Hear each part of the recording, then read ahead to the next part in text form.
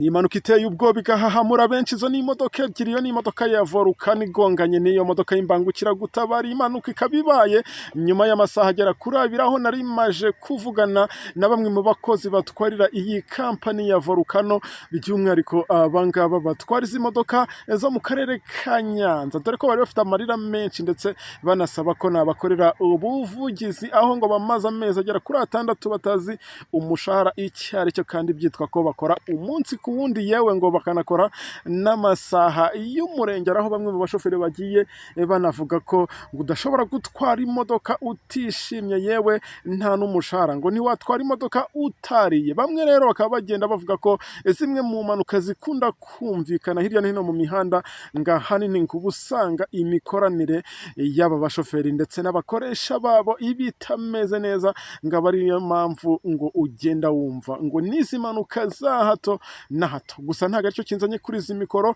nubwo wenda ibyo byose nshobora kuza kubikora nk'inkuru ukwayo. Ubwo ndi kuvuga nk'abo bashoferi bagiye bansaba kugenda mbakorera ubuvugizi kugira ngo babashe kuba bahabwa amafaranga yabo, ariko kandi n'abo bakoresha aho bari hose ntekereza ko iyi nkuru batareka kuyumva, kuko nabo birabareba. Iyi ni kampani yabo, ndi kuvuga kampani ya Volcano, kuko ntago wakoresha umushoferi utamuhemba. Si n'abashoferi gusa, yewe ngo nabo abandi bakata matike muri biro, ngo nabo kubona amafaranga yabo bakoreye n'ibintu bigorana, n'ibintu biba bitoroshye, kubera ko ngo ubusanga abangaba binubira aba boss cyangwa se abakoresha babo. Hakorwa iki kugira ngo rero abangaba bajye babona amafaranga baba bakoreye kandi bayabonere ku gihe? Byose rero ndaza kugenda mbikugezaho, gusa ikinzanye kuri izi mikoro aka kamwanya no kukugezaho iby'iyimanuka, ukagenda umenya neza igiteye impanuka ndetse n'aho ibereye, yewe niba hari n'abaguye muri iyi mpanuka ukaza kugenda byose ubisobanukirwa neza cyane. Ni mu kanya gato ukaza kugenda ubyumvaho neza amatwi, nta kindi usabwa usibye gukomeza ukabana nanjye, tukaza kugerana ku musozo w'iyi nkuru byose wabashije kugenda ubyumva neza. Ariko kandi reka mbwire na wundi ukigera kuri iyi miyoboro wa YouTube channel rwo bwa mbere gukora subscribe cyangwa sabona, ariko kandi yibuke akore kuri kara kantu kinzogera, kuko iyo agakozeho biba byiza cyane, kuko ni hahandi usanga twaprodinze inkuru agahita kira notification ako kamwanya. Komeza bane nanjye uri kumva kuri izi mikoro, nkaba nitwa Sharire OG, umuhungu w'Imana.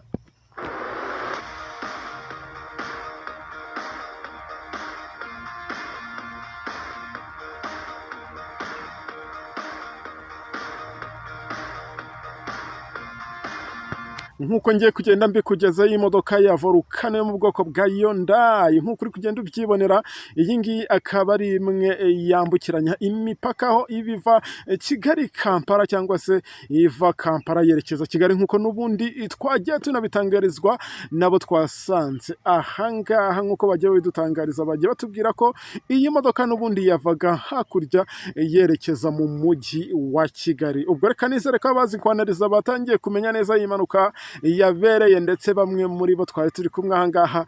Ndatekereza neza ko hari n'abanteze amatwi. Ibitekerezo byanyu rero reka nizere ko bigiye kuza byisukiranya ari byinshi, ndetse tugende tunarebera hamwe impamvu abashoferi batwara iyi modoka. Usibye na Volcano, hari n'abandi bagiye bahwihwisa andi makampani nashatse kuvugira ahangaha, ubwo ari iyizi, aho amajwi yabo agenda aterera hejuru avuga ko batinda guhembwa, kandi ngo barakora kandi bagakora neza, ariko ugasanga kubona umushahara ni ikibazo kiba gikomeye, aho benshi baba basaba abanyamakuru kugenda babakorera ubuvugizi, kubera ko ngo ubona inshuro nyinshi ibidendeza iterambere ryabo. Ubwo reka nizere ko rero wahise umenya ko nagarutse muri aya makuru, n'amakuru bagezweho, n'amakuru bugiye kugezwaho nanjye, uze kunyemerera tuyabanemo tuze kugerana ku musozo wa ibi byose nabigutangarije. Ariko kandi reka nongere mbwire na wundi ukigera kuri imiyoboro wa YouTube channel rwo bwa mbere, niba ataradusubscribinga nabikora, kandi ko kanya keza ko gukora subscribe cyangwa sabone, kuko kubikora n'ubuntu nta kiguzi, kandi Imana iguha umugisha. Nkunda kubibabwira ko kubana nanjye n'umugisha ukomeye, nta gihombo kirimo. Niba utarabigerageza, aka niko kanya keza ngo upime ayo mahirwe, ubundi kunshimira aho uzanshimire nyuma ntacyo bitwaye. Ariko kandi nizere ko ibitekerezo byanyu ndaza kugenda mbibona, kuko nababwiye ko iyi nkuru ari inkuru navuga ko idasanzwe. Tekereza kuba nabyutse nganira n'abashoferi nyuma y'uko tuganiye nkahita numva impanuka. Bamwe rero bagiye bavuga ko ngiyi mpanuka ishobora kuba yatumye benshi mu bashoferi bavuga ko byanze bikunze nibatabona amafaranga yabo akazi bataragasubiramo, cyane ko n'ubundi abo twagendaga tuvugana cyane, niba mwebwe mu nteze amatwi musanzwe muzi neza izi modoka usibye iyo ya Volcano nini yambukiranya imipaka, muri kugenda mubona izindi z'amakwasiteri, cyane ko ari nazo nagiye mbona hanini zikorera aha mu ntara y'amajyepfo yewe no mu yandi marinye zigenda zikoreramo. Ubu usanga hari ahantu zirara runaka mu binamba, mu masitasiyo.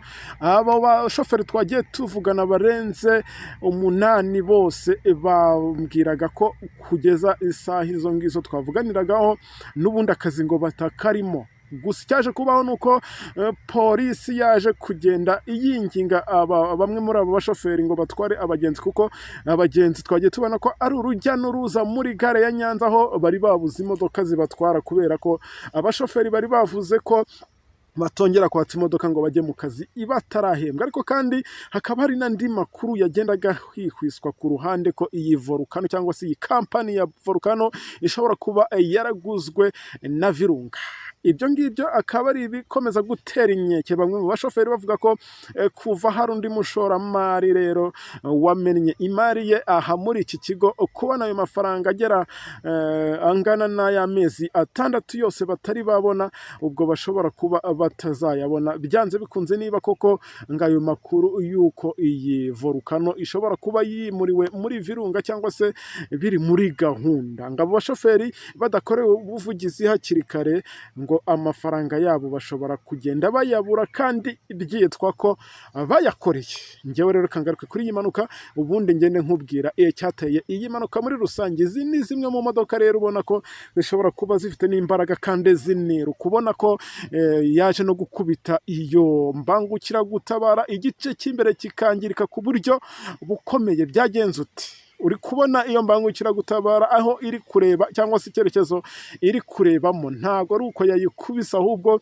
zakubitanye, ubona ko imwe imanuka indi igenda muri ubwo buryo uri kubona imeze. Nibwo rero iyo Volcano yaje gukubitana n'iyo mbangukiragutabara, kuko nayo irabizi ko rimwe na rimwe iyo zigeze mu muhanda nk'uyu nguyu ziba zitagenda gakeya bitewe n'aho ziba zigiye cyangwa se zitewe n'aho ziba zivuye. Birumvikana ubwo iyi modoka imwe yarushije indi imbaraga, bituma iyo ngiyo ihita ihindukira ishaka kureba aho yari iturutse, ariyo yiyo mbangukiragutabara muri kugenda mubona. Twagiye tubona ko ari imbangukiragutabara binatwaye imiti bigiye itandukanye y'ibitaro runaka, ndaza kugenda nkubwira bitewe naho iyi mpanuka yabereye. Ndabizi uri kwibaza ariko kutatubwira iyi mpanuka yabereye n'ahandi, ni mu ntara y'Iburasirazuba. Birumvikana ubwo abazi ahangaha cyane ko mu ntara y'Iburasirazuba hari umupaka uhuza u Rwanda n'igihugu cya Uganda, ubwo birumvikana iyi modoka ni naho yaturukaga yerekeza mu mujyi wa Kigali. Ahangaha hakuwemo inkomere nyinshi, ndetse twagiye tubona ko batabonye ubutabazi mu buryo bwihuse cyangwa buri urgence, hari umuntu ushobora guhita hatakariza ubuzima. Kubw'amahirwe bose bahise bajyanwa kwa muganga, nta n'umwe urahatakariza ubuzima. Murumvikana ubwo wenda polisi turanayishimira yaje guhita ihagerera ku gihe itanga ubutabazi bw'ibanze kuri aba ngaba bari bahuye n'ikibazo nk'iki ngiki. Namwe muri kugenda mwibonera, iza guhita ibajyana mu bitaro ndetse no kuri centre de santé ziri ahangaha muri aka karere, nk'uko nawe uri kugenda ubyibonera. Polisi ikaba yagiye idutangariza ko icyateye impanuka ari ukutaringanyiza umuvuduko kw'ibinyabiziga byombi, kuko ngo byose byirukankaga. Ubwo hakaba gikorwa iperereza kugira ngo hamenyekane uwari uri mu makosa nyirizina. Ubwo nizere ko wowe warunteze amatwi rero ugisobanukirwa neza uko ibi ngibi byose bimeze. Gusa kandi nubwo ibi byagenze gutya, ntago narenze ngo abashoferi batari guhembwa amafaranga yabo. Bayobozi baya makampani agiye atandukanye, usibye n'aba bateye ibuye, ubwo ni kuvuga Volcano, mwikubita agashyi mumenye ko bamukoresha baba bafite ubuzima bwa benshi mu biganza byabo, kuko nafata imodoka akayatsa ahetse abantu barenga 30, nk'uko bamwe bagiye baduhamo ubuhamya batubwira ati nta kuntu uzicara mu modoka utwaye abantu 29 cyangwa 30 cyangwa se 45 nk'uko izi Volcano zitwara barenze abo ngabo.